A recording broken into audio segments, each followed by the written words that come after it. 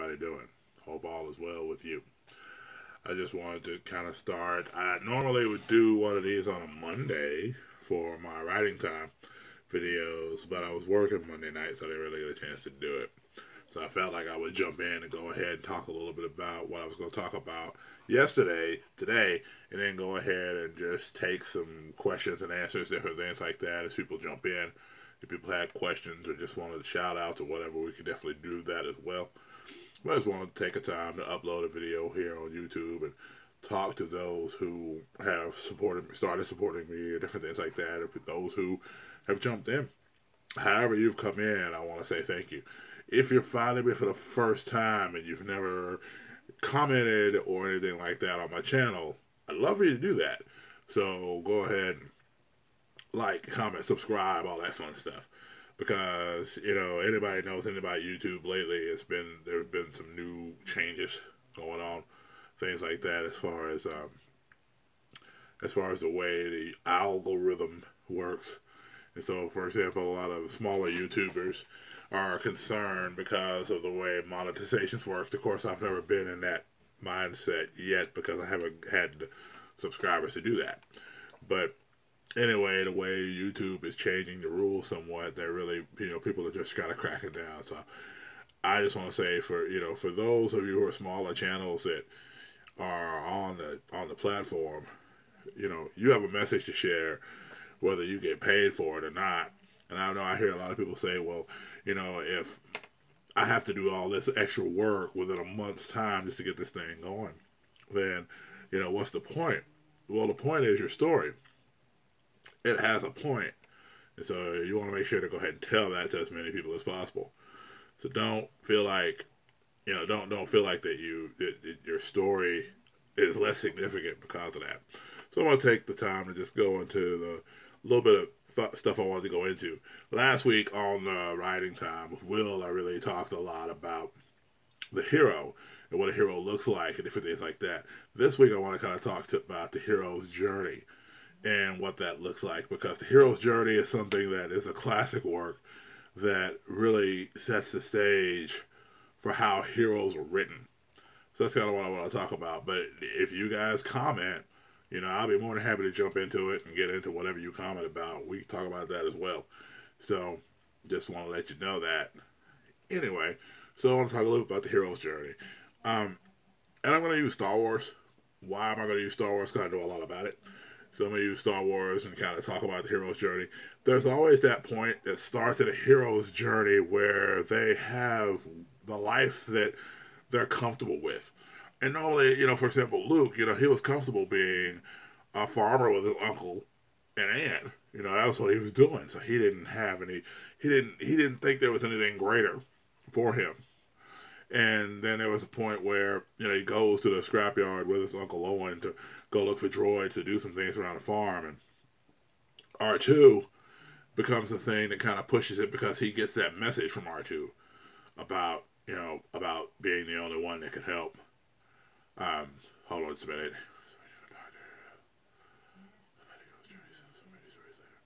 Appreciate that. I believe that was Smoking Laws that commented, and he talked about the hero's journey, and I appreciate you commenting. First of all, that was really awesome. I hope that all goes well at the doctor's office. So many stories have the idea of the hero's journey in it, and so whenever there's a hero, there has to be a journey. So you take that person who has a normal life and there's nothing different, and then you do something that causes that hero to have to set out on an adventure of some sort. Well, Luke's basic adventure goes from being the farm hand that was going to help his aunt and uncle to having to go to find Princess Leia. Because, Ben Kenobi shows up, and then, during that time, he finds out that, his father before him was a great Jedi and all these different things. And so because of the message that R2 gives out, that he begins to move forward in the story. There's a point in the hero's journey where they go from beginning to move toward it to questioning whether they would be able to do anything. Question whether or not they would have any impact on what they're doing. Luke at one point is looking around going, well, this all happened in space. This is a lot bigger than me. I've never done anything like this before. All he's ever done, he talks about shooting the Womp Rats and the swamps and different things like that, but he's never done anything big like an intergalactic war. And so there's a point where he has to be moved beyond just what he knows into the land of the mystical or the heroic. Well, then he goes from there to getting the artifact. Now, there's usually some sort of artifact in a story or an opportunity in a story that the hero gets that motivates them to at least try to find out more about the calling that they have. And for Luke, it was the lightsaber that his dad owned.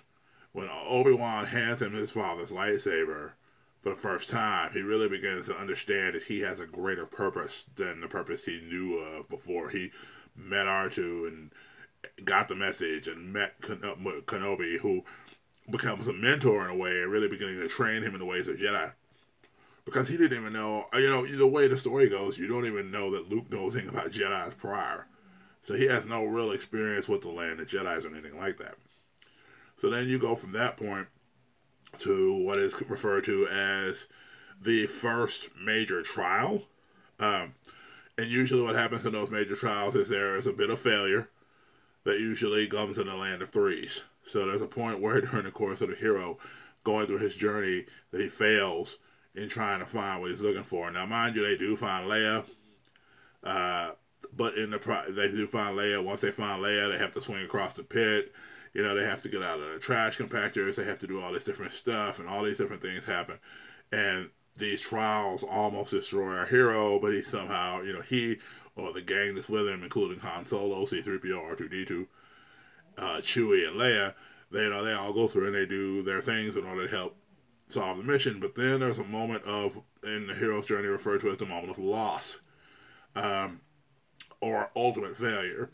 And in the first movie, you find that out whenever he loses Obi-Wan Kenobi. Obi-Wan Kenobi tells Darth Vader that, you strike me down, then there'll be one that comes after me who's much more powerful than I am, And so then Obi-Wan sacrifices himself so that Luke and him can get away. Well, in that process, Luke has to deal with that loss. And then as time goes on, if you look at the whole scope of the first 3 movies for Star Wars, and I'm talking about, episodes 4, 5, and 6, not episodes 1, 2, and 3. So, you go through this period, then, Luke goes and, searches, ends up going to Dagobah, because that's the last thing he's told to do by, in Empire Strikes Back, he ends up getting stuck, getting warmed by the Tauntaun. Is it the Tauntaun or the Wampa? I'm not for sure. It's the big creature. And he cuts it open and survives. And anyway, he gets told by Ben, the spirit Ben, and you have to go to Dagobah and continue your training. And so he goes in and does that, but then there's a point where he ends up having to go and find out that, they've got Leia, they've got Han, they've got all of them on the ship. They've captured them. Darth Vader's captured these people that he cares about.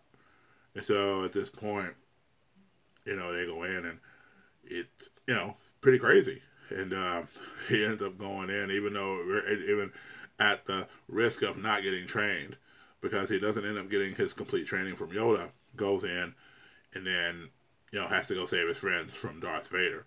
Well, that's when he finds out that Darth Vader is indeed the father he thought he had lost all those years ago. He understood it that a Jedi killed, that person, the Sith, killed his father, not realizing that Darth Vader was his father. And so that was a moment of what's referred to in the hero's journey as the ultimate conflict, or the true climax for the hero.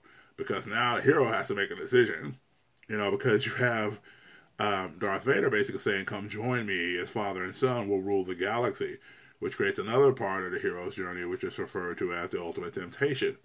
Because that's the point where Luke makes a decision whether he's going to fight his father or join his father. So then you go through all the stuff that happens. Han ends up getting frozen in carbonite, and all that stuff happens, and so you end up with Return of the Jedi.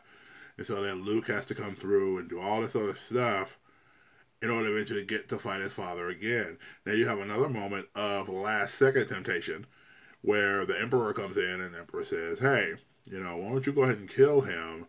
Use your hate, use your anger, and kill him and take his place at my side. So again, it's that idea, Vader offered it to him first, and then the Emperor offers it. But he ends up throwing his lightsaber down for the sake of his father, because he senses that there's still good in him. the ultimate goal for Luke really isn't even about, just finding Obi-Wan Kenobi. It's ultimately about finding out that Vader's his father and then realizing there's good in him still. Once he does that, then the mission kind of shifts. And, Han's rescued, all these things happen. The Ewoks show up, the battle is fought one more major time, and it all turns whenever Vader ends up coming in. And whenever Vader comes in and basically turns on the Emperor.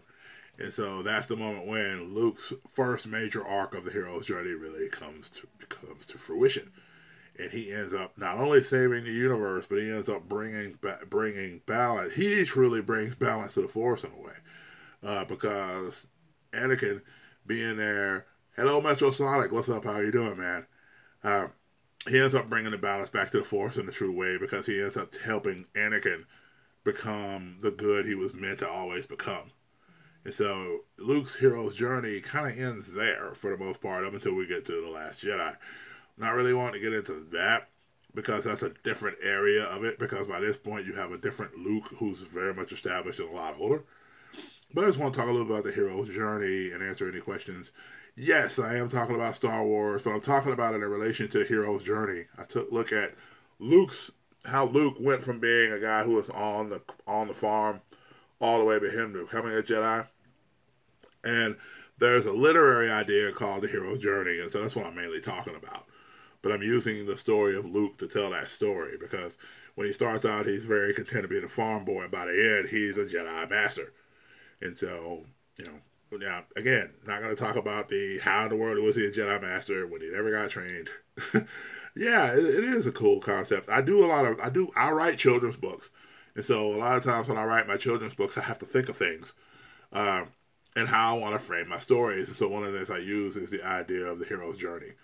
Because in every story I tell, I want my main character, this pencil ninja, to go through this journey he's going on as a hero. And he develops and he grows. In any literature, any movie, there should be a journey that the hero takes from point A to point B. Who wants to see a story where the hero starts out really, really cool and awesome, and he ends really, really cool and awesome, and he has no growth, right? So that's why this is one of those opportunities that's there. So anyway, I just wanted to kind of share that and see if people wanted to join in and get a chance to check out the channel, see what it's about. As always, we talk a lot about writing and different things like that, but also tell stories as well, because I feel like that's really important. So I wanted to give you the opportunity to hear a story. So I'm going to tell a story on top of that as well. So here it is. All right. So when I was a younger person, when I was a child, of course, I was born in the 70s. And there was this brief moment where I'm trying to get the pacing of the story here to make sure I remember it, because when I was younger, it's hard to remember a lot of things when I was younger. So, but when I was like baby age me, so little me, I wasn't really talking. I'd run her up, and hug my aunt, and different things like that, but I really didn't talk much for the first little bit. I really hardly ever made much noise. And so my aunt tells this story, or told this story, about how when I was yeah, it's weird. You get older, you lose memory of your younger years. It's odd. I wish, to some extent, I wish YouTube was around back when I was younger, because at least if somebody recorded my life, I could go back and look at the videos and be like, oh yeah, that happened. But anyway, so it's young baby me, and so I didn't talk much. Well, I had a weird habit of chewing on things when I was a kid. And so I chew on just about anything. I was like a little puppy. And so at one point, my aunt tells a story that one day she had an old iron on her ironing board. And so, that's cool. It's 2006. You've been doing it for a while. That's pretty cool on the YouTube thing. Been going 12 years. That's pretty awesome. Anyway, so I had this real bad habit of chewing on stuff as a kid. When one day my aunt was ironing something. And so I'm sitting there running around chewing on stuff, being baby me. And I started chewing on the electrical cord that was hooked up to the wall that was hooked up to the iron. And so as I'm chewing on this thing, apparently I hit a piece of the wire that was frayed. And so when I hit the piece of the wire that was frayed, of course, saliva plus frayed cord equals bad stuff.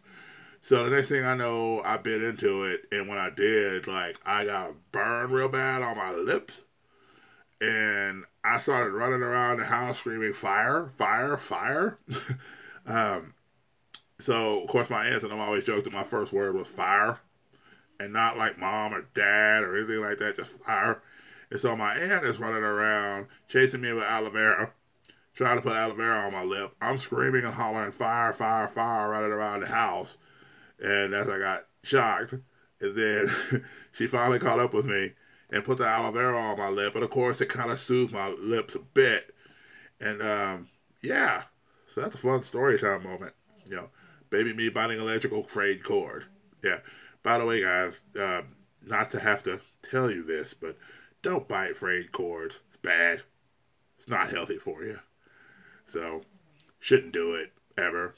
There's no reason to bite cords at any point in life. Parents, watch your kids, because some kids chew on anything. So just be mindful. You know, you don't want that experience, you know, ever in your life. I don't know that really affected me all that much, but it definitely was a story that everybody in my family has told multiple times. So now I get to share it with you. Anyway, listen, guys, I appreciate those who have jumped in, those who have jumped on. As always, please go ahead, like, comment, subscribe if you haven't already. I greatly appreciate those who've commented on this video today. And it's always usually on Mondays and Thursdays. You'll have a writing time. You'll have a story time on Thursdays. You'll have a writing time. Monday, you'll have a writing time. Thursdays, you'll have a story time. And then on Saturdays, when I can, I'm doing a drawing time. So, give you an example of something I worked up the other day. I was just working up a start sketch. Didn't quite get it all the way finished. That's Falcon dressed as the Captain America, you know, from Marvel Comics. So that's kind of something that's there. Anyway, I just put that up there just so you can kind of see something I was working on. I had a request for Carnage. So this Saturday I'll be doing a Carnage picture. So just to keep y'all in the clear. And just to let y'all know what's going on. So anyway, guys, as always, thank you so much for jumping in. I appreciate your comments. I appreciate your feedback and everything. If you like what I'm doing, please go ahead and like, comment, subscribe to my channel. I'd greatly appreciate it. You all are awesome. Yes, Carnage from Spider-Man. Yeah, that Carnage. I had that request a couple weeks ago, and then last Saturday was my first day off in like a week. So I kind of just chilled. I did a live video, but I didn't get a chance to draw that week, but I will be drawing it this Saturday. I'll make sure to have time to set up for it. Now that I'm on a consistent schedule with my work, I can start kind of getting back into the regular rhythm of things. Okay? So anyway, guys and girls, love you, appreciate you, and keep doing what you do. I pray above all else for two things. One, that you would, yeah, Metro, we always try to, we always are making sure to try to put as much content on our channels as possible. Good quality content. That's my goal. And I know that's your goal too. So I want to see more of what you're doing as well. I'm going to be looking at it. I subscribed earlier, so I'll be looking at your stuff as time goes on. Anyway, guys, I pray above all else two things. One, that my stories would help you inspire you to tell yours. And then second would be to be blessed and be a blessing to somebody, guys. Love you. Take care.